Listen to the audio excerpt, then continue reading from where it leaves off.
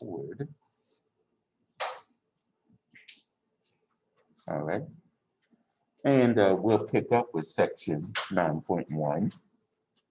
And in 9.1, we were dealing with just the basics of probability.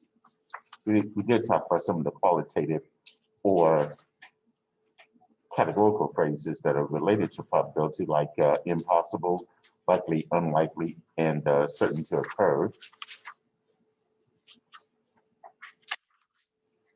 And then we talk about the language of probability. I gave you a few definitions that are related to probability, like an experiment, which is a procedure used to, it's a procedure in which something happens, but the result is not known ahead of time. The outcome is the result of the experiment, and all possible outcomes create the sample space. And a collection of outcomes is called an event. Okay, and we did talk about probability. It is a numerical value that is between 0 and 1. Okay. Thanks for telling me.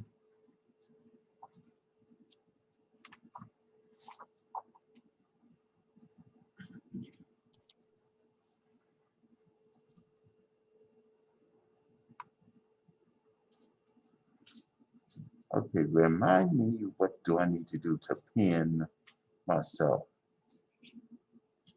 If you're sharing, you're automatically pinned. If you're sharing, you're automatically pinned. When you stop sharing, you're not pinned. Yeah, but someone's.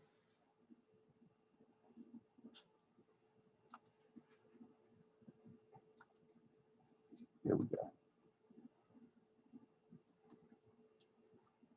All right. Just need to know. Okay.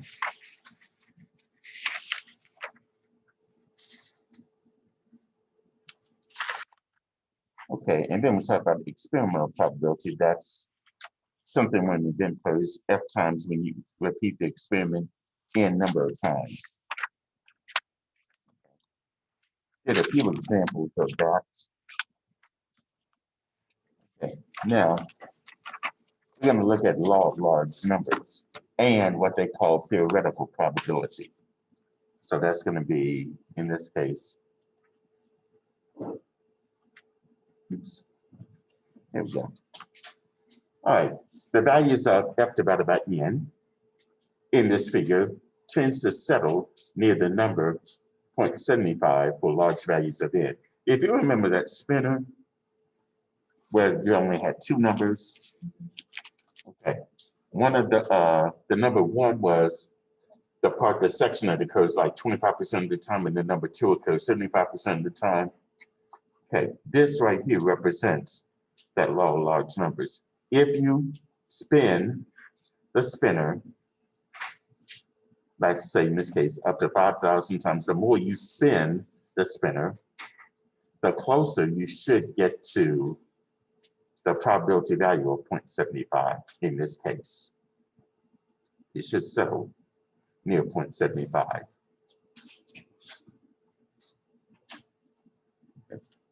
All right, next is, now this supports our hunch that the number between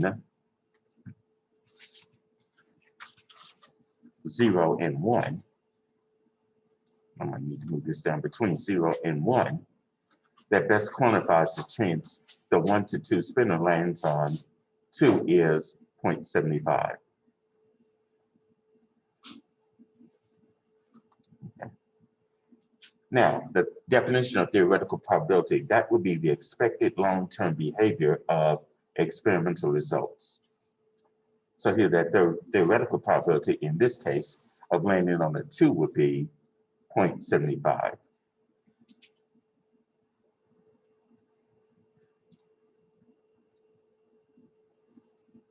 And then the law of large numbers states that the fraction of times an event E occurs when an experiment is repeated n times, approaches a fixed number as n increases. That means the bigger we let the number of times that we spin the wheel, then of course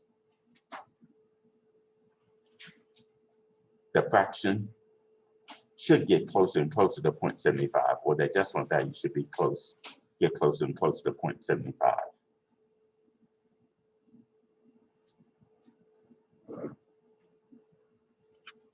Okay.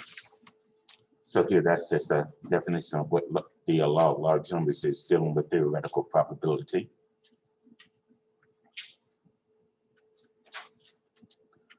And in example 7 is somewhat like that. An experiment consisting of drawing one marble from a bag, noting the color, and replacing the marble. Two students, Shona and Leela, performed this experiment.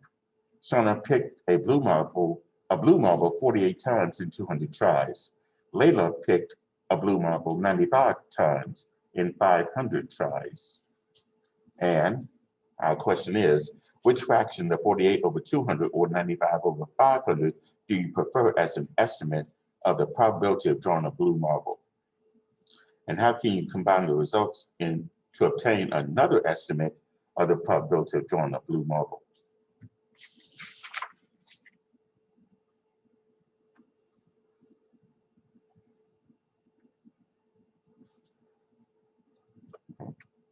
The answer is on the next slide.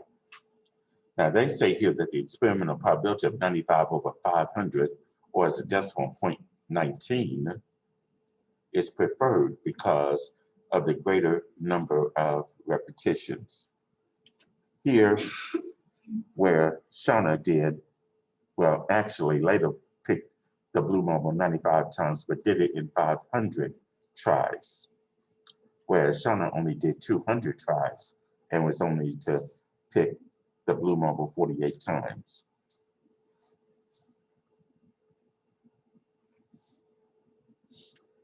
And by combining the two, this is part B, we observed that a blue marble is picked a total of 143 times out of a total of 700 tries.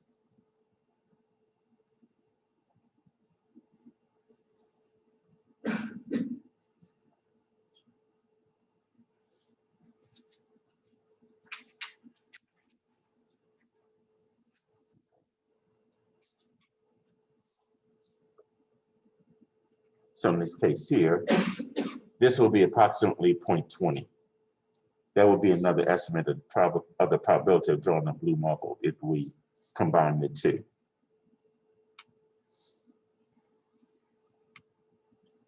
Okay.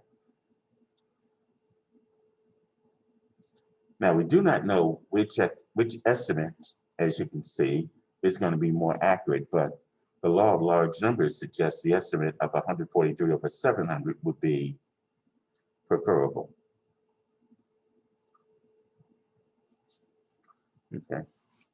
And also theoretically, we don't even know what that probability is going to be of drawing a blue marble in reality, because we don't know exactly what's in the bag or how many marbles are in the bag. To begin with, we just know it's a blue marble. We don't know if it's a green marble or a yellow or a red, and how many of each. Okay. Now let's look at this situation here. And this is problem number 5. A student flips a fair penny, several times and records the number of tails in a table. The letter N represents the number of times a student tossed a coin. One table shows experimental results that is generated by a computer. The other one shows phony data that's just generated by an author. Identify the table with the experimental results and explain how you decide the other table consists of phony data. Okay, that's good. Okay, here we got table A.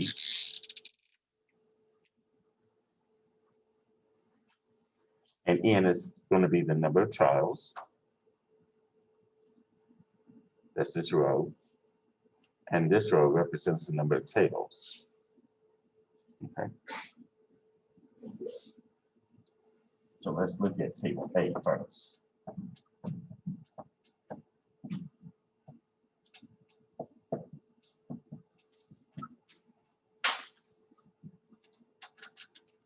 tails. 10 trials and only 1 tail. 855 trials and 396 tails. 1,724 trials and 840 tails. And then finally, 5,268 trials and only 2,588 tails. Okay.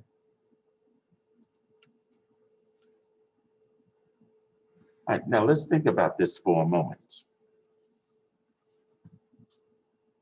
Theoretically, what would be the probability of getting a tail on a single toss? 50%, or as a decimal 0.5. Now, let's look at the probability for getting each one of these based on the experiment. 10 trials and only 1 tail. So in this case, that would be 1 divided by 10, which is how much? As a decimal.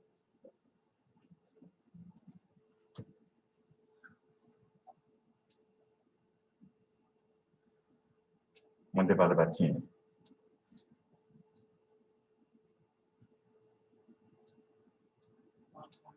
Point 1. Okay. And what about 396 divided by 855?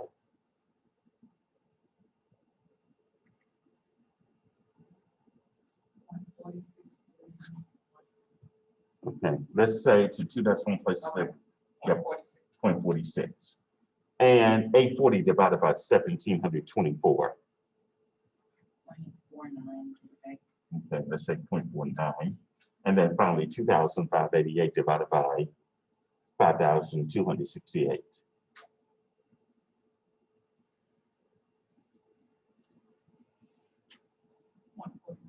Okay. It's a little higher. Okay. I'll say 1.9. Now for table B,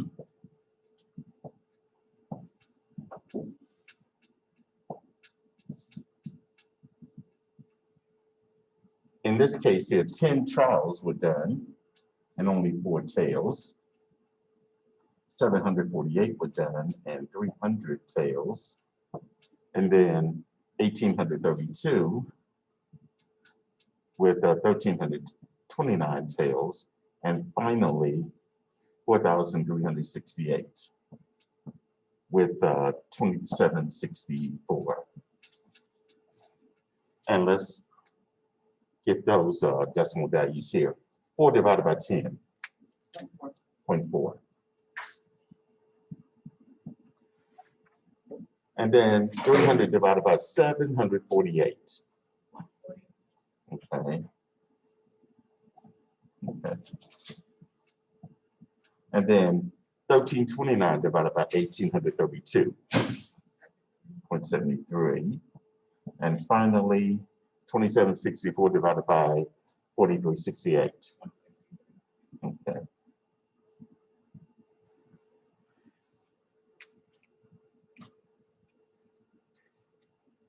So here we want to identify the table with the experimental results and explain how we decide the other table consisted of only data. So which one would have the experimental results, table A or B?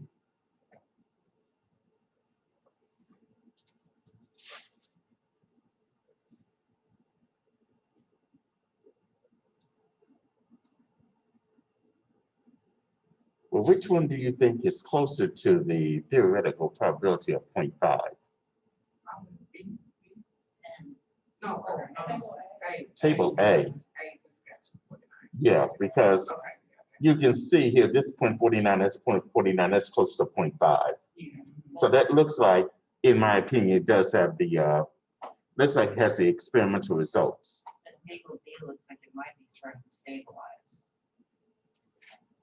Which Yeah. is what drew me up. Oh.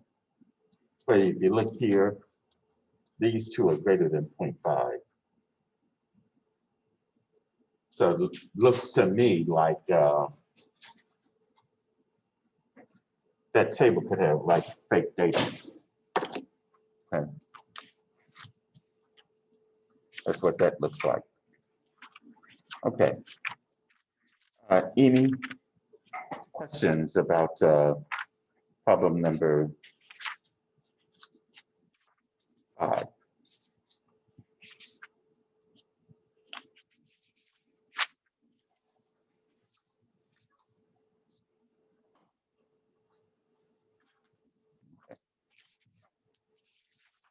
So now we'll move on to, let me share the screen back.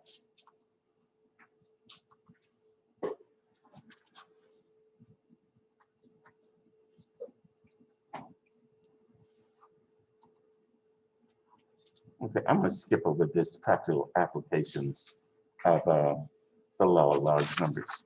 And then we'll go into just probability, how to interpret probability.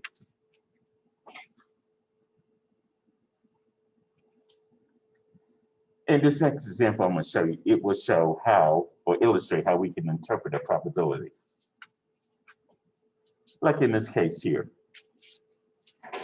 An experiment consisting of spinning a spinner with the colors blue, green, and yellow. The teacher states that the theoretical probability of the spinner landing on blue is 35%. What does that mean?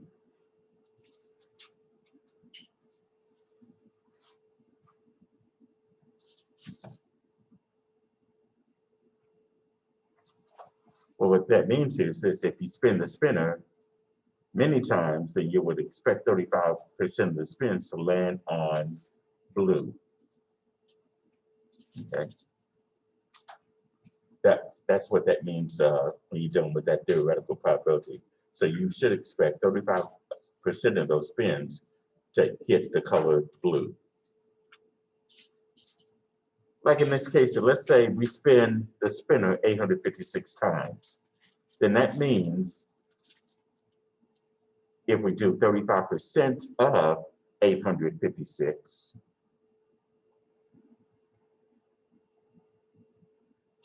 you should get approximately 300.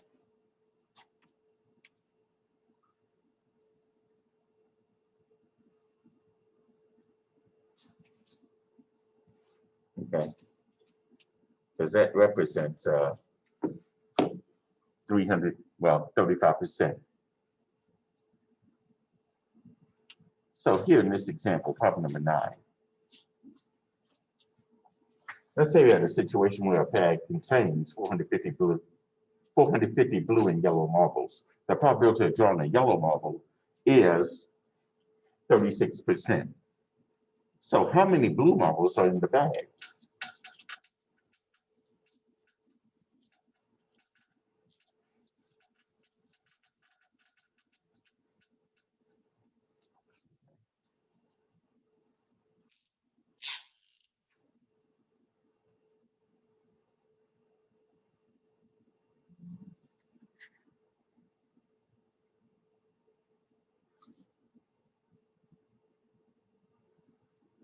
Okay, so let's look at this.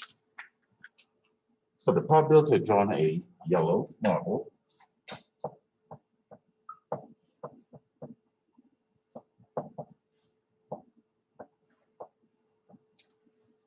we're told is 36%. Now, as a decimal, 36%, of course, will be 0.36. And we have a bag of 450 marbles. And the combinations of yellow and blue. So that means here, we need to first find out how many yellow marbles are in the bag. So that's going to be, in this case, 36% of 450, or 36%. I just told you is 0.36. We're going to multiply that by 450.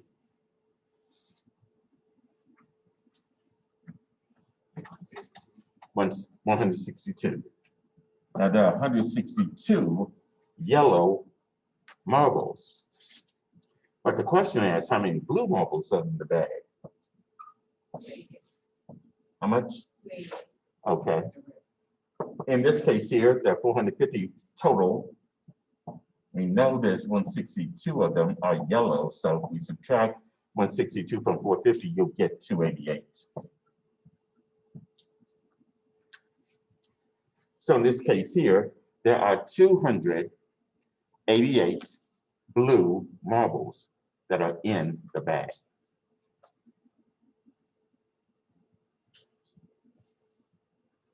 Okay. All right, any questions about problem number 9?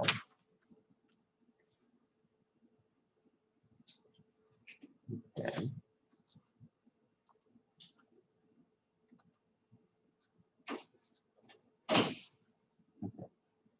So now on to, let's say, problem number 20 on page 505. In a 4th grade class, 75% of the students are boys. You randomly select a student from this class. What is the probability that a student is a boy? That's obvious, 75%. Okay. So if we were to write that,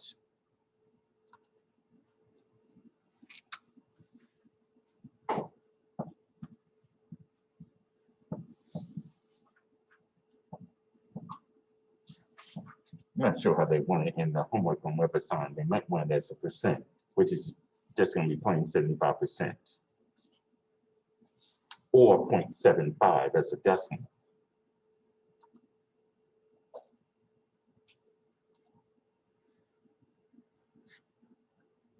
Okay. All right, any question about problem number 20? Okay. All right, now we're going to talk about equally likely outcomes. Equally likely outcomes.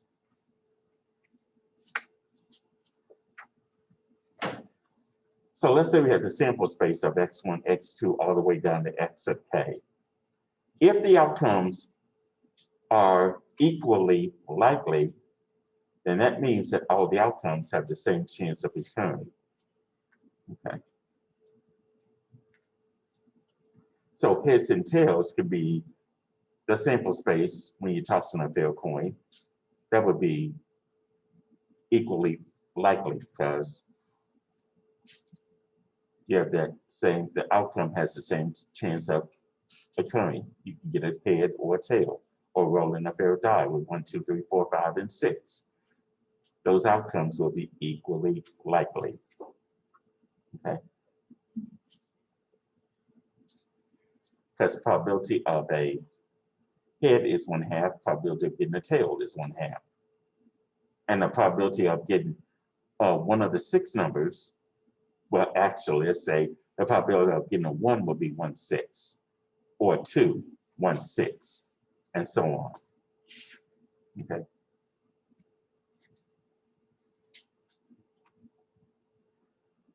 So here's the classic result that plays a large role in probability in the elementary mathematics curriculum. Calculating the theoretical probability of event E when the sample space consists of equally likely outcomes. And that's this. The probability of event E is going to be the number of ways event E can occur divided by the number of equally likely outcomes in the sample space. So if you had a spinner, and that spinner is labeled 1 through 8, and let's say they're equally likely to occur, then the probability of getting a 4 would be simply 1 out of 8. Because there's only one way that you can get a 4. There are 8 equally likely outcomes on that spinner. And that's your sample space. And of course, your sample space is going to be the numbers 1 through 8. Okay, so in this example, an experiment consists of rolling a standard die and recording the number on the top face of the die. We want to determine the probability of rolling, and in part A, a 1 or a 5, and part B, an even number, a 1 or a 5, and, oh, well, and then that's part A. Part B is just the even number. Okay, let's look at the sample space. We're rolling a pair of die that consists of 6 numbers, 1, 2, 3, 4, 5, and 6. Those are equally likely to happen.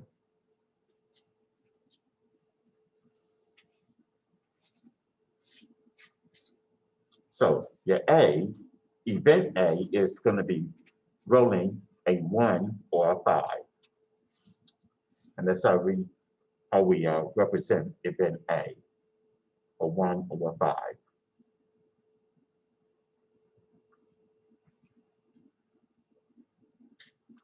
Right. Now, on the next slide is where you have 2 ways that event A can occur in 6 equally likely outcomes in that sample space. So it'd be 2 out of 6, or as a fraction in simplest form, 1/3. So the probability of getting a 1 or a 5 would be 1/3. And then for an even number, rolling an even number, event B is going to be this 2, 4, and 6. Because 2, 4, and 6 are even numbers that are on a fair die. So in this case, there are 3 possible ways for that to happen. And you have 6 equally likely outcomes, so the probability there would be 3/6, or 1/2.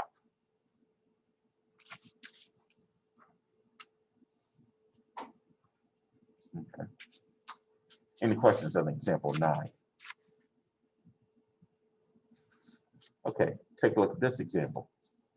Let's say we have 2 standard die, and we record the sum of the number of dots shown on the top face of each die.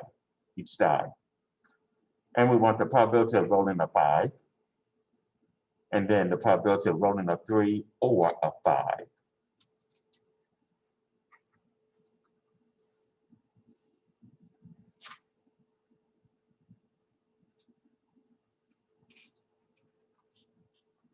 Okay, here's all the possible outcomes here. If you look at this table. Okay, the first die, let's say the first blue die, from 1 to 6, the green die, 1 through 6. And we take the sum of each one of those. So you can see here, there are 36 possible outcomes, 36. And the 36 comes from this. There's 6 ways for a blue die and 6 ways for a green die. If you do 6 times 6, that will be a total of 36. And in part A, we're looking for the probability of rolling a 5. Well, if you look at this table here, we see the number 5 4 times. So that tells me that there are 4 possible ways of getting a 5. 4 possible ways of getting a 5. So that probability will be 4 out of 36 for a probability of rolling a 5. And 4 out of 36 will be reduced to 1/9. Okay. So make sure with your probability that if you're asked to put it as a fraction, make sure that it is in simplest form. So 4/36 will reduce to 1/9. All right, that's part A. Now here's part B. Now, for a 3 or a 5, let's look at this. There are 2 ways of rolling a 3, and there are 4 ways of rolling a 5, as we just got through talking about here. So if I add these 2 ways plus the 4 ways, I have a total of 6 ways of getting a 3 or a 5. Okay, so the probability of rolling a 3 or a 5, And on this slide right here, this should be a 5, not a 7. 3 or 5, not 7. And that's going to be 6 out of 36. Reduce that, it'll be 1/6.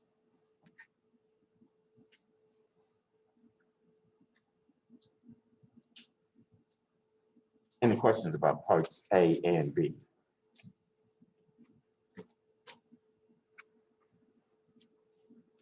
Okay. Take a look at this problem number 36. A jar has 6 green marbles, 3 blue marbles, and 5 yellow marbles. An experiment consists of randomly picking a marble from a jar. What is the probability of picking a green marble? And then what's the probability of picking a green or yellow marble?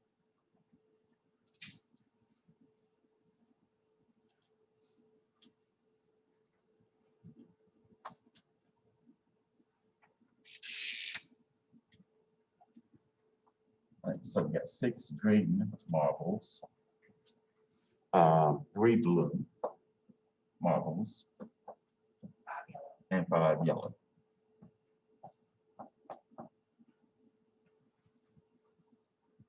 And we're randomly picking a marble from the jar.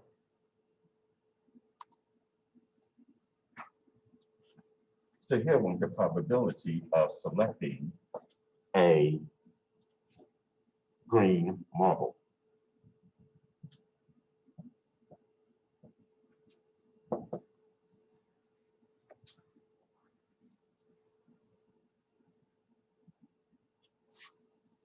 All right, first of all, how many marbles altogether are in the jar? 14.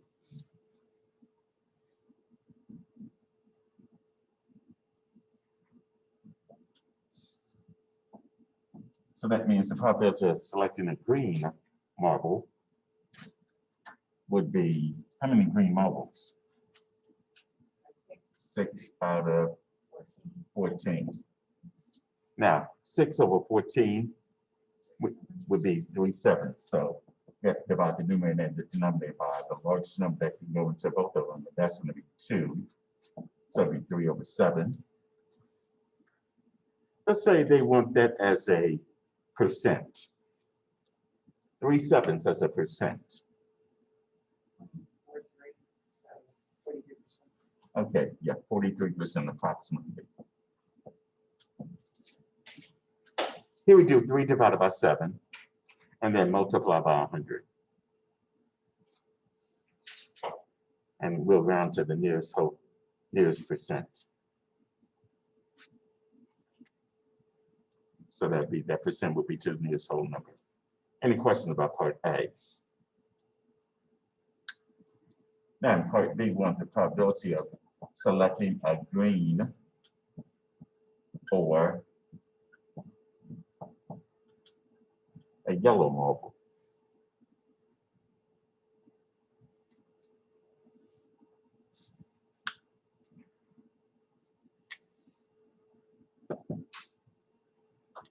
Green or yellow.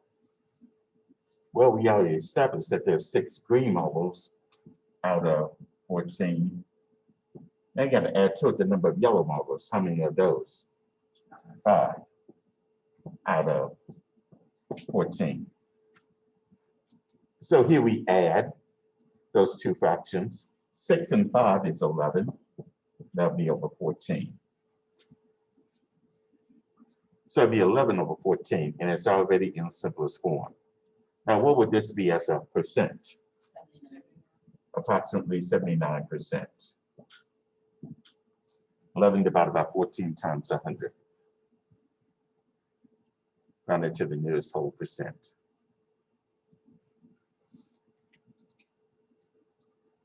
Okay.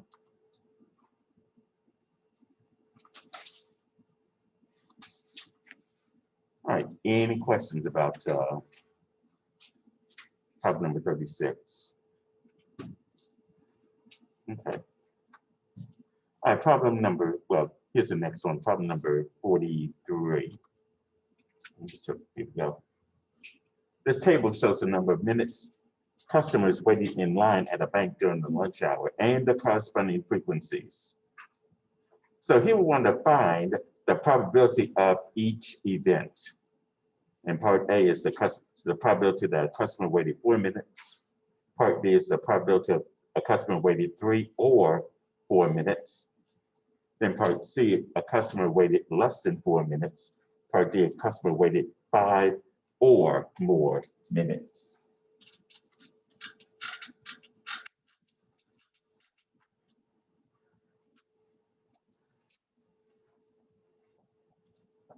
I'm gonna kind of modify this from what I have on the slide.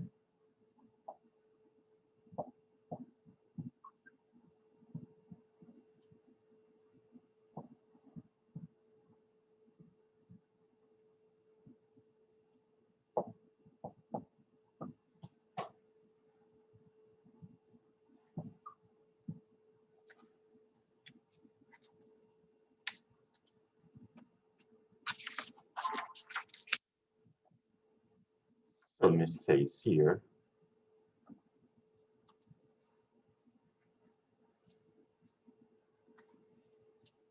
so here we want the probability that a customer waited 4 minutes.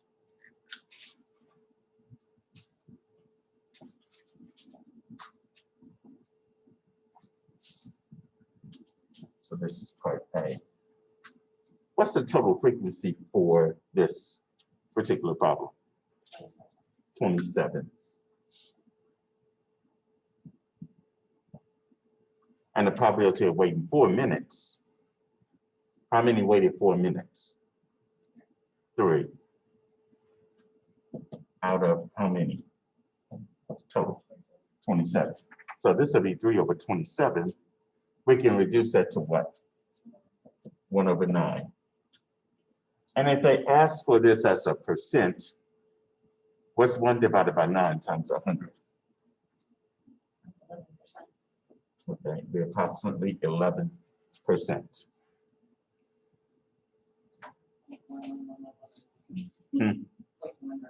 Yeah. Question about part A. Now, what about 3 or 4 minutes?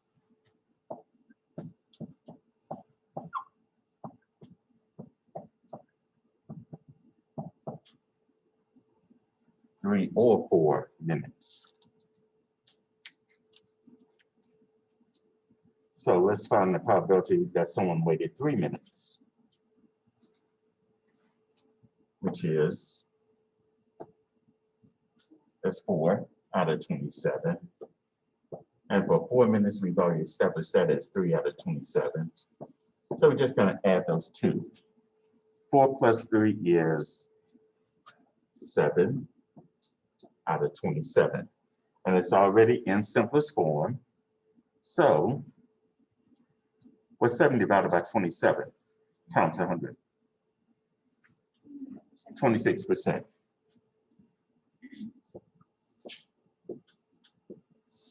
So the probability that a customer waited 3 or 4 minutes was 26%.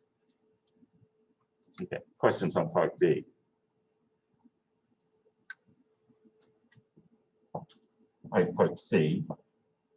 The probability that a customer waited less than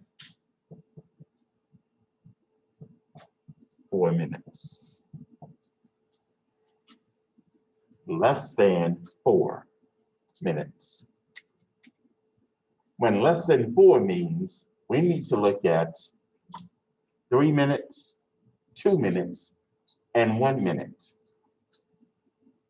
That's what we got to look at. We can't look at 4 because 4 is not less than 4.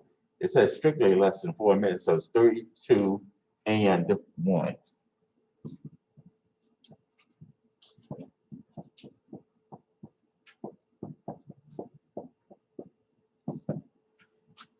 All right, so in this case here, the number that waited 3 minutes was 4 out of 27.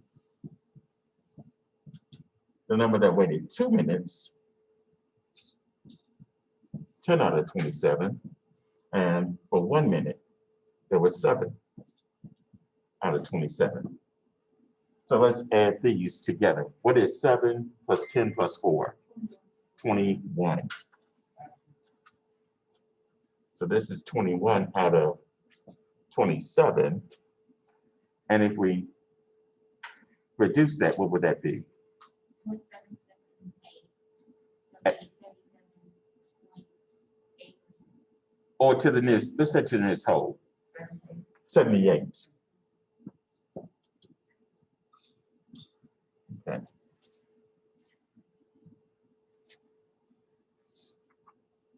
All right, any questions about part C? Okay. Now part D. The probability of that a customer waited 5 or more.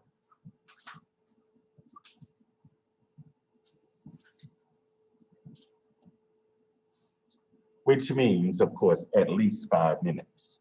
So 5 or more would mean the probability for 5 minutes and the probability of 6 or more. And in this case, for 5 minutes, it's only 2 out of 27 plus 6 or more, 1 out of 27. So 2 27s plus 1 27s would be 3 27s.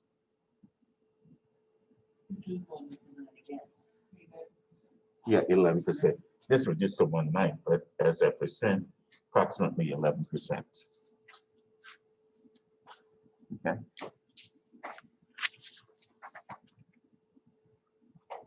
All right, any questions about problem number 43?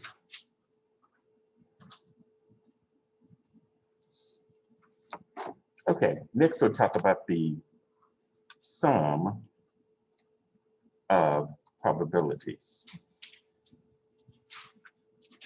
Okay, sum of probabilities. Okay, and this slide would, okay.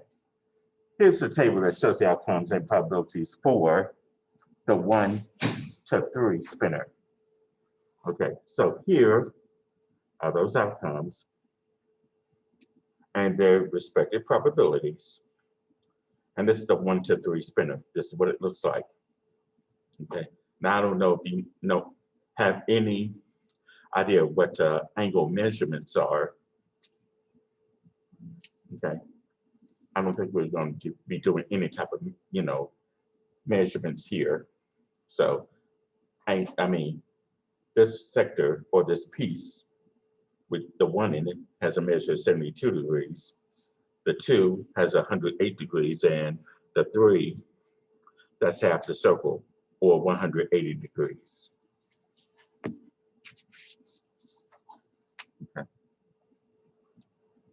But if you take the sum of these probabilities here, 0.20, 0.30, and 0.50, they do equal to 1. Okay, so here is what the sum of the probabilities for of all your outcomes in the sample space. Okay, so the sample space consists of this. Then the probability of each item in that sample space should equal to 1. Well, the sum of the probabilities of each of the items in that sample space should equal to 1. Okay.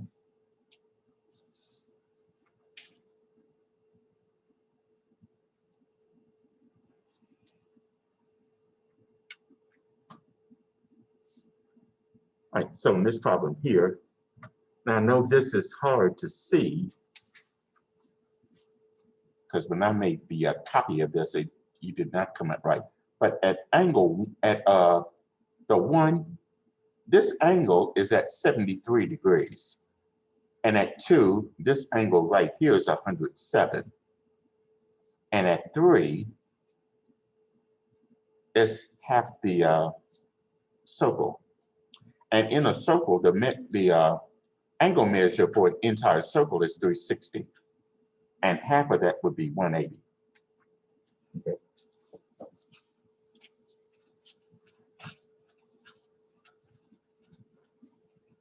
And I'll write this on the board so you can see.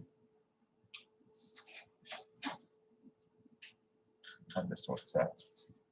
And keep in mind, my circles are not going to be that great. So that's half right there. That's 1, 2, and 3.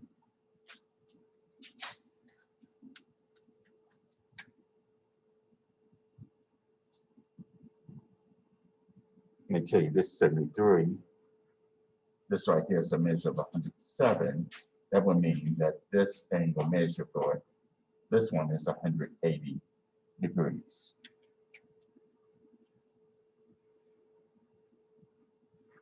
And in part A, you're to list the sample space and then determine the probability for each outcome and verify that the sum of your 3 probabilities do equal to 1.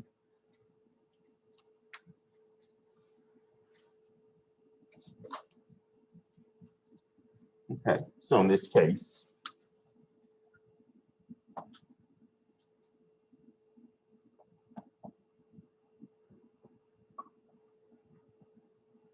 we need to know what the sample space is going to be.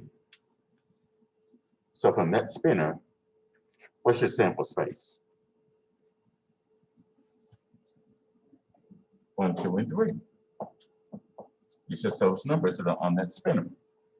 1, 2, and 3. That's the entire sample space. Possible that can occur, the entire set possible. Yeah. All right, part B, determine the probability for each outcome. So the probability of getting a 1. Okay. We're going to be looking at these degrees right here that you see on the spinner. If I add 73, 107, and 180, what's the total number of degrees there? 360. Because in a circle, the number of degrees in the entire circle is 360 degrees. Okay, so now the probability of rolling a 1, us getting a 1, based on these degrees here, the 1 has an angle measure of 73 degrees. So that would be 73 out of the total of 360. And let's say I want to convert that to a percent. Okay, to let's say the 1 decimal place, 20 point what?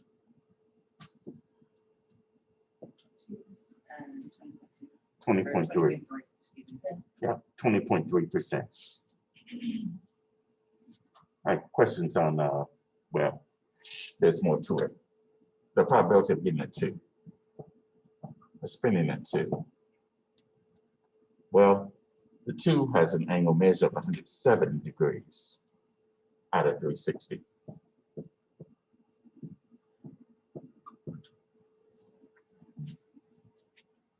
So 107 divided by 360 times 100. 29.7%.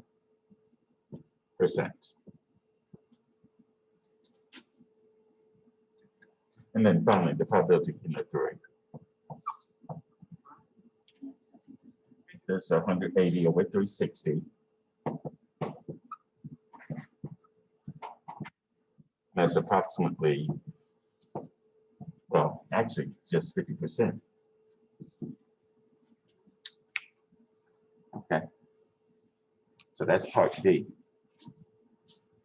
Now I want to verify that the probability of event 1,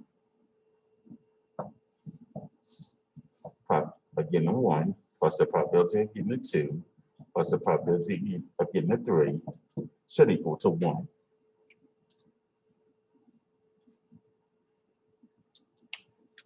Okay.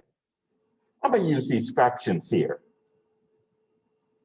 and then add them together. So the probability of getting a 1 was 73 out of 360. The probability of getting a 2, 107 out of 360. The probability of getting a 3, 180 out of 360. That should equal to 1. So if I add 73, 107, and 180, I will get 360 out of 360, which equals to 1.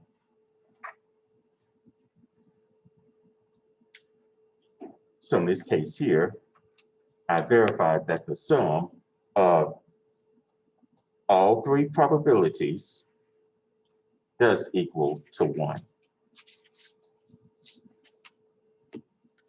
Okay. Any questions?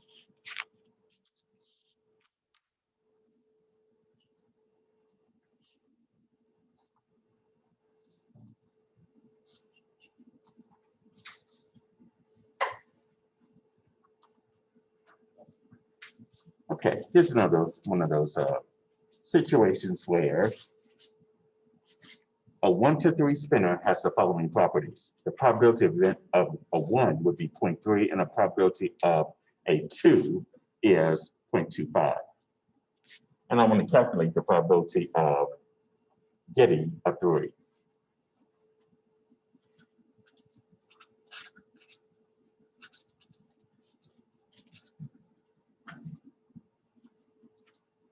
Now, we already established that, go here. We already established that the sum of all of your probabilities, and in this case, there are 3 of them, has to be equal to 1. Because there's only 3 numbers on the spinner. And we know what the probability of getting a 1 is, that's 0.3.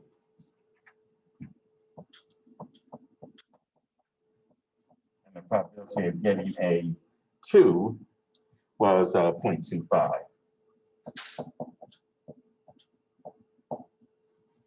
So I want the probability of getting a 3. Well, let's do this. Probability of 1 was 0.3. Probability of 2 was 0.25. The probability of getting a 3 is which on a 5. We want that to be equal to 1. Okay, so if I add 0.3 and 0.25, I'm going to get 0.55 plus the probability of getting a 3 equaling to 1. Well, to solve this, I need to subtract 0.55. That will tell me what the probability of getting a 3 is. 0.45. So the probability of getting a 3 would be 0.45.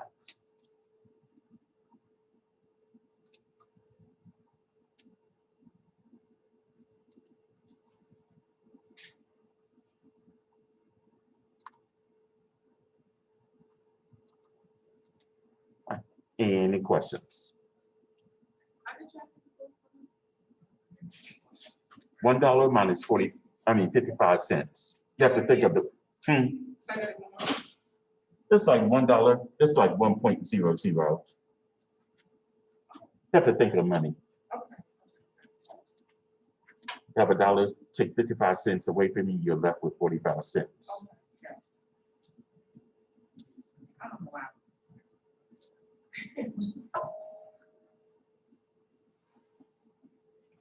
Any other questions? Okay, next we'll talk about a complementary event. Okay.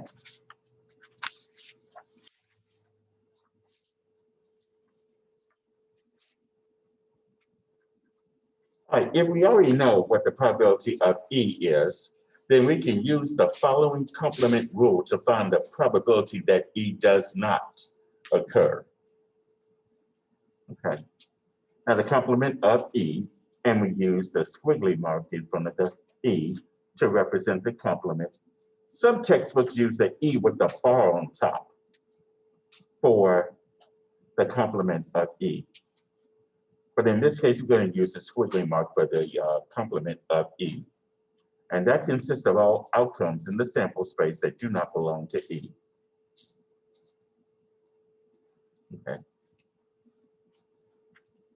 All right, so the probability that this symbol, squiggly mark E, would be the probability that E does not occur.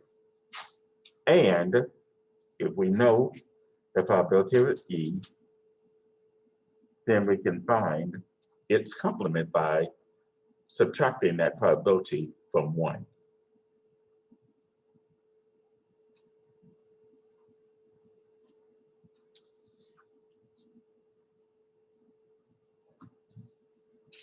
So like probability of rolling a 6, that would be like 1/6. But for the probability of not rolling a 6, that's the complement. You just do whatever 1 minus the probability of getting a 6, which is, well, we know 1/6, so 1/6 from 1 would be 5/6. All right, here are a couple of examples here. On the test, 85% of students gave the correct answer to a particular problem. What is the likelihood that a randomly selected student did not give the correct answer? And in part B, an experiment consisting of randomly drawing a card from a standard deck of cards, what is the probability that the card is not a 7? Okay. So these we have to use the complement rule. So like in the first one, we have to do 80.85 from 1. So that means we're going to end up with 0.15, meaning that there's a 15% chance that a randomly selected student did not give the correct answer to a particular problem. And in part B, in a deck of 52 playing cards, only 4 of the cards are 7. So the probability of drawing a 7 would be 4 out of 52. So if we don't draw a 7, then we have to subtract 1 from the 4/52. Now you have to think of 1 whole with the denominator of 52 as 52/52. Okay. And I might have to show that on the board.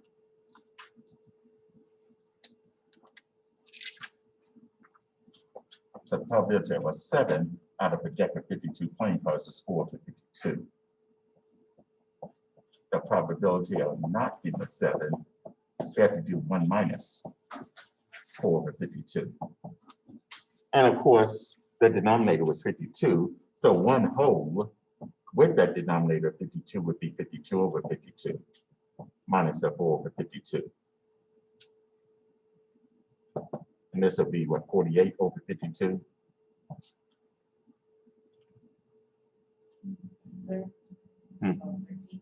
Yeah, 12/13. And they do give the percent as 92%. But I was just showing where they got the 48/52 from. So that's approximately 92%.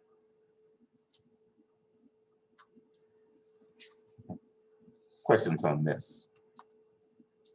Okay, take a look at this particular problem. Okay. What is the probability that a randomly selected chosen number from 1 to 100 is not a multiple of 6? Not a multiple of 6.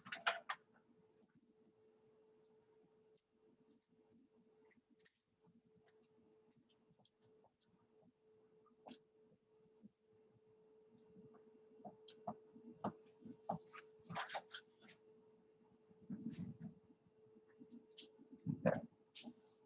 So not a multiple of 6. All right, the first thing I need to do here is identify what the multiples of all the multiples of 6 are.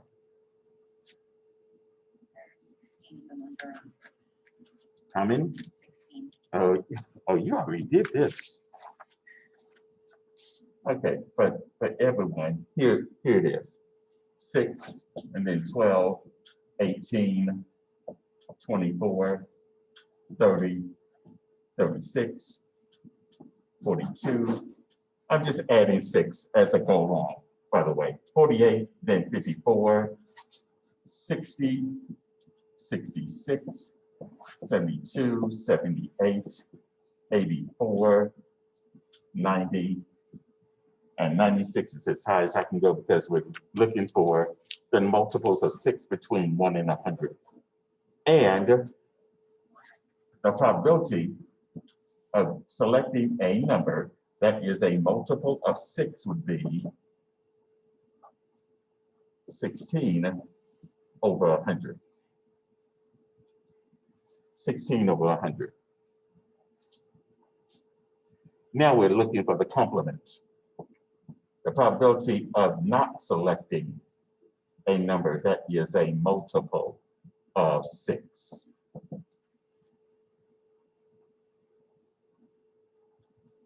So in this case, we have to do 1 minus the probability of getting a multiple of 16. That's 16 over 100. And of course, 1 whole with a denominator of 100, that means it's got to be 100 over 100 minus 16 over 100, which would be how much? 84 over 100. And as a percent, well, it'd be 84% because this is the number out of 100, so 84%.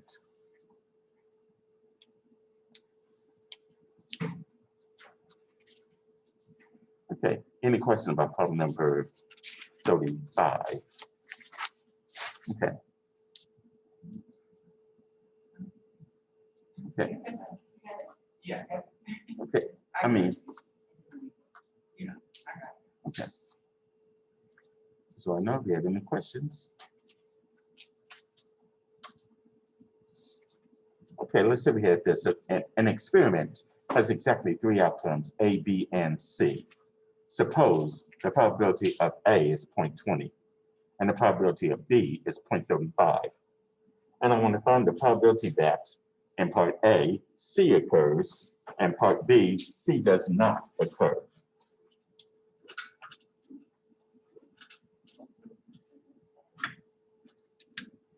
So we know the probability of getting an A, well, a probability of A is 0.20. And the probability of getting, well, just a B would be 0.35. So we want the probability that C occurs.